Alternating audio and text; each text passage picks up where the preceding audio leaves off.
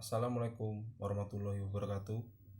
Nama saya David Aldi Ramadhani, NIM 6101418098. Di sini saya akan mempresentasikan sikap dalam olahraga.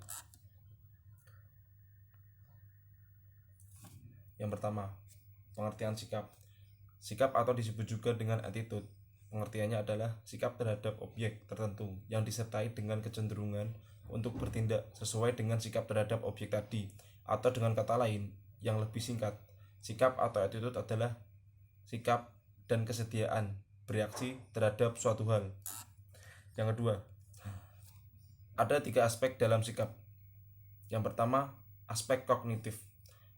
Aspek kognitif aspek yang berhubungan dengan gejala yang mengenai pikiran yang merupakan pengolahan pengalaman dan keyakinan serta harapan-harapan individu tentang objek atau sekelompok objek.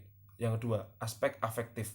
Aspek yang merupakan suatu proses yang menyangkut perasaan-perasaan tertentu seperti ketakutan, kedengkian, simpati, antipati, dan sebagainya yang ditunjukkan pada objek-objek tertentu. Aspek konatif, suatu aspek yang berwujud suatu proses tendensi dan kecenderungan untuk berbuat sesuatu pada objek. Selanjutnya, macam-macam sikap. Sikap atau attitude itu dapat dibedakan menjadi 2 macam, yaitu attitude sosial dan attitude individual. Sikap atau attitude sosial adalah kesadaran individu yang menentukan perbuatan yang nyata yang berulang-ulang terhadap objek sosial. Sikap ini dinyatakan oleh cara kegiatan yang sama dan berulang terhadap objek sosial tersebut. Yang kedua, attitude individual adalah sikap yang hanya dimiliki oleh perorangan saja. Sikap ini dapat berupa kesukaan atau ketidaksukaan pribadi terhadap objek-objek, orang-orang ataupun hewan-hewan tertentu. Selanjutnya, fungsi sikap dalam olahraga. Sikap berfungsi sebagai alat untuk menyesuaikan diri. Contoh, misalkan suatu atlet dibeli oleh klub atau dikontrak oleh klub. Dia akan berjumpa dengan teman baru, suasana baru, dan kondisi baru. Itu fungsi sikap kita akan bekerja di dalam kegiatan tersebut dan akan membantu untuk menyesuaikan diri. Yang kedua, sikap berfungsi sebagai alat mengatur tingkah laku. Dalam bersikap, kita harus memikirkan ke depan. Jadi, dalam bersikap tidak boleh bertingkah laku yang di luar kendali. Jadi, dalam sikap kita akan berlatih memilih untuk lebih bijak lagi. Yang ketiga, sikap berfungsi sebagai alat mengatur pengalaman-pengalaman. Dalam bersikap, pengalaman sebagai pengaturnya. Jadi,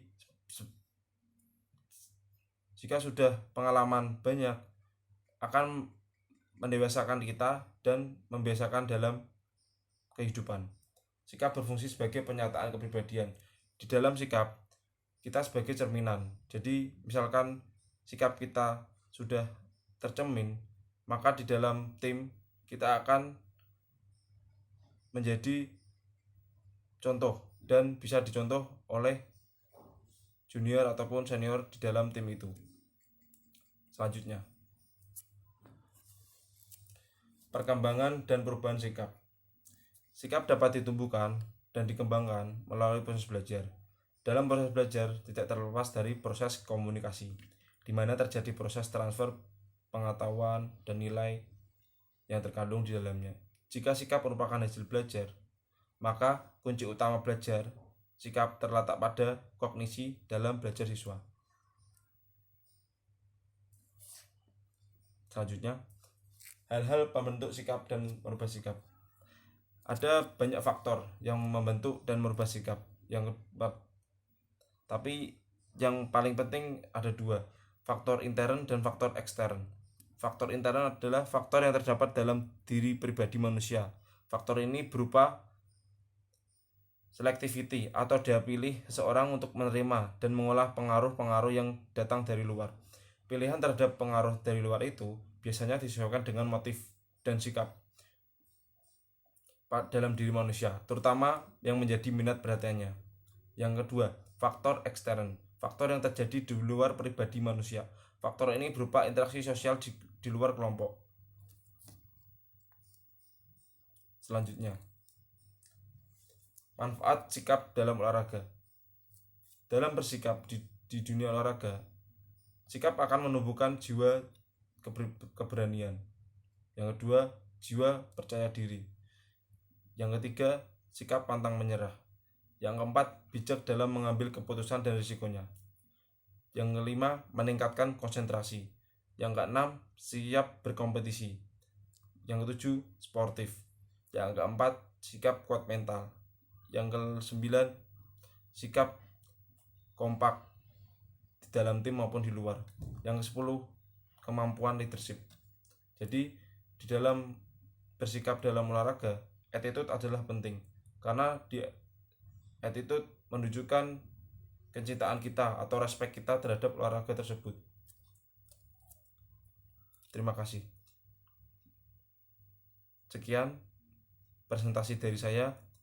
Apabila ada salah kata, mohon dimaafkan. Wabillahi taufiq wal hidayah. Wassalamualaikum warahmatullahi wabarakatuh.